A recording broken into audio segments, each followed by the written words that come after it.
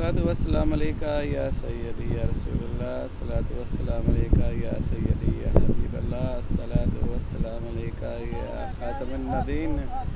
अस्सलाम वालेकुम वरहमतुल्लाह व बरकातुहू। हाज़रीन और नाज़रीन, आप कैसे हैं? अल्लाह सुब्हानहू व तआला से उम्मीद है आप सब लोग खैरियत से होंगे इंशाअल्लाह। आज का जो मौजू है वो है पीटीआई और मुज़ाकरात के लिए उनके पास दो ऑप्शन हैं।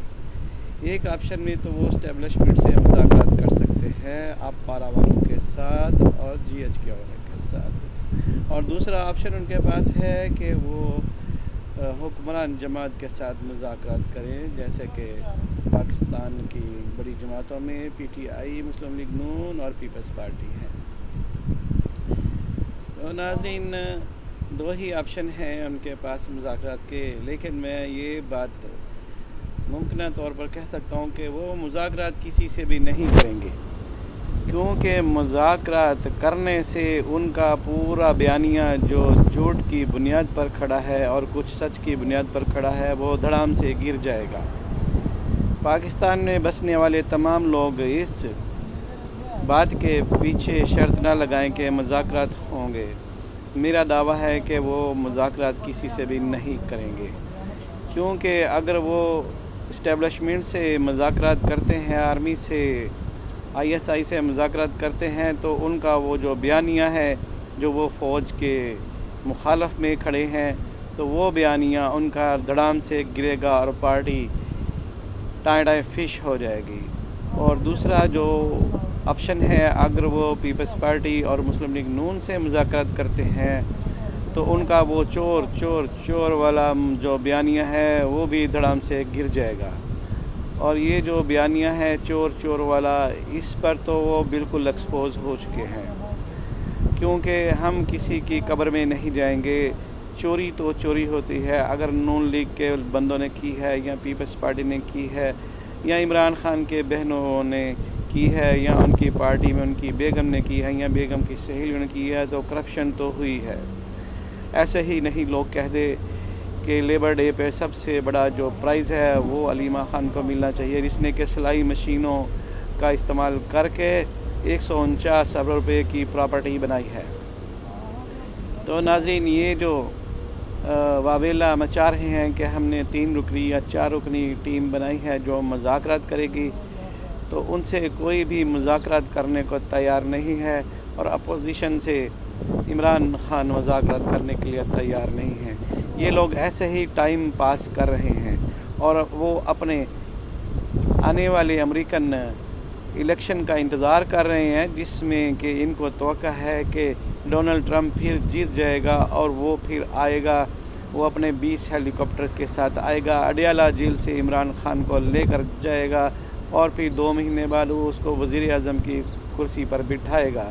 ये लोग इसी तवक्कल पर बैठे हैं कि ट्रंप आएगा। इनको अल्लाह सुब्हानहू व तआला पर कोई तवक्कल नहीं है, जिसकी वजह से ये पार्टी रूब अज़वाल होने जा रही है। और जो हालात इसके 8 फरवरी के इलेक्शन में थे, वो 1.5 महीने के बाद, 2 महीने के बाद जो इलेक्शन हुआ उसमें उनकी वो पार्टी पोजीशन नहीं थी। और उम्मीद है कि अगर ये लोग अपनी इसी तरह हठधर्मी के साथ खड़े रहे एक नुकाती एजेंडे पर कि किसी से मुज़ाकरात नहीं होंगे, ट्रंप आएगा और इन्हें बचाएगा, तो फिर जनाब ये लोग किसी भूल में हैं। ट्रंप तो ख़ुद दज्जाल का इंतज़ार कर रहा है।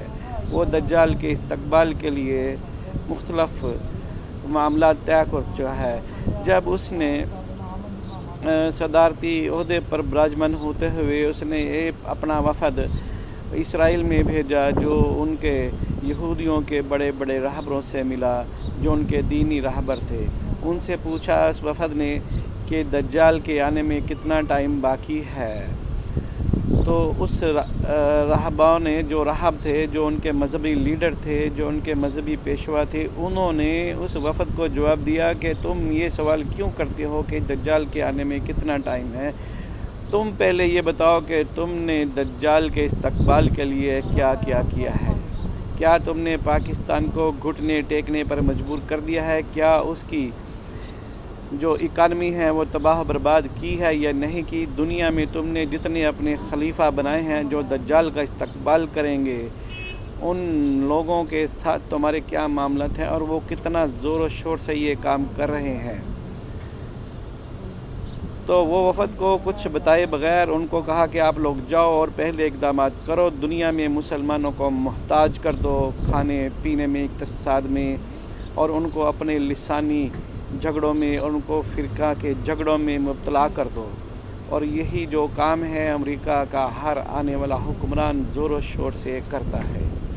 تو ناظرین، یہ دنیا اللہ نے بنائی ہے اور اللہ نے اپنے انبیاء بھیجے ہیں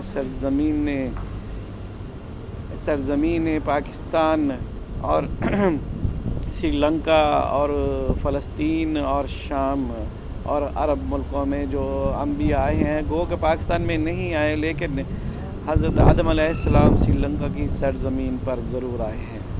تو ناظرین، کہنے کی بات یہ ہے کہ امریکہ کا جو بھی حکمران آئے گا وہ دجال کے استقبال کے لیے ہی اپنا فریضہ منصبی ادا کرے گا۔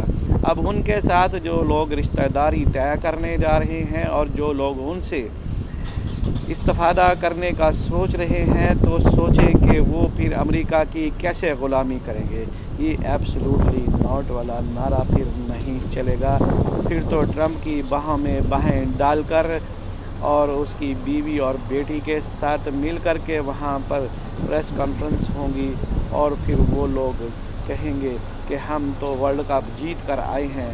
تو ناظرین، جو پچھلا دورہ تھا عمران خان صاحب کا، اس میں انہوں نے ٹرمپ کی تابعداری کرتے ہوئے وہاں پر انہوں نے حق خود ارادیت جو کشمیر کا تھا وہ ختم کر دیا اور انڈیا کے ساتھ درپردہ مذاکرات کر کے مقبوضہ کشمیر انڈیا کے حوالے کر دیا اور اس کا سودا کر دیا۔ اور جناب پھر انہوں نے کہا کہ میرا استقبال ایسے کرے جیسے میں ورلڈ کپ جیت کر کے آ رہا ہوں۔ پھر اسی امریکہ پر الزام عائد کیا کہ اس نے میرا اقتدار کا خاتمہ کیا ہے۔ تو ناظرین، یہ چوہے بلی کا کھیل ہے، جس کو سمجھ آئے وہ اس دور کا ولی ہوگا، جس کو نہ سمجھ آئے وہ عقل کا اندھا ہوگا۔ میرا کہنے کا مطلب یہ ہے کہ مذاکرات کسی سے بھی نہیں ہوں گے اور مذاکرات کی آڑ میں ٹائم پاس کیا جا رہا ہے چور چور کے نعروں سے اور رہا کرو کے نعروں سے۔ اور عوام کے ساتھ اس وقت سب سے اچھی خبر یہ ہے کہ وزیر اعلیٰ پنجاب، جس کو میں بالکل سپورٹ نہیں کرتا لیکن اس کے باوجود بھی انہوں نے جو اقدامات عوام کے فلاح کے لیے شروع کر دیے ہیں، وہ دنوں کے حساب سے گنا جائے تو ہر روز ایک نیا قدم اس کا عوام کی فلاح کے لیے ہوتا ہے۔ اور اس نے ناک آؤٹ کر کے رکھ دیا ہے کے پی کے وزیر اعلیٰ، سندھ کے وزیر اعلیٰ کو، اور لوگوں کو ریلیف تیزی سے دینا شروع کر دیا ہے۔ کنٹینرز جو کہ دھرنوں کے لیے استعمال ہوتے تھے، وہی کنٹینر آج موبائل ڈسپینسریز میں تبدیل ہو چکے ہیں اور لوگ آج کل مریم نواز شریف کے بڑے مداح ہو رہے ہیں اور اس کے اچھے کاموں کی تعریف کر رہے ہیں۔ اور جناب کہنے کی بات یہ ہے، مذاکرات کسی سے بھی نہیں ہوں گے۔ اب جو ہوا یہ قوم کے لیے اچھا ہوا کہ جی کسی نے غلطی سے 60,000 میٹرک ٹن گندم جو ہے وہ باہر سے منگوا لی، اس کا $300 ارب جو ہے وہ انہوں نے جمع کروایا اور وہ تقریباً آئی تھنک وہ $1 ارب کی وہ گندم آئی ہے اور ادھر سے پاکستان کی اپنی فصل آ گئی ہے۔ تو اس سے یہ ہوا کہ پاکستانی عوام کو اب انشاءاللہ پورا سال آٹا سستا ہی ملے گا۔ اللہ جو کرتا ہے وہ غریبوں کے لیے اچھا کرتا ہے۔ ابھی یہ لوگ لکیر پیٹیں گے کہ کس نے فصل کے ٹائم پر گندم جو ہے وہ امپورٹ کر لی ہے، ابھی پکڑے اس کو، لیکن در پردہ جس نے بھی کیا غلط کیا یا صحیح کیا، لیکن یہ عوام کے لیے ایک اچھا نیک شگون ہے۔ اور نہ اعتبار کریں ان تمام سیاستدانوں پر، ان کو اپنے ماں باپ کے درجے سے اوپر درجہ مت دیں، ان کو اپنے پیروں کے اوپر درجہ مت دیں، ان کو صحابہ کے اوپر درجہ مت دیں، ان کو انبیاء کے اوپر درجہ مت دیں۔ اپنی عقلوں کو سنبھالیے، اپنی عقل کا صحیح استعمال کریں، بحیثیت مسلمان اللہ کے شیر بنو، محمد صلی اللہ علیہ وسلم کے غلام بنو، اور کسی سیاسی لیڈر کی پوجا مت کرو، چاہے وہ نواز شریف ہو یا جوتے والا 804 کا قیدی ہو۔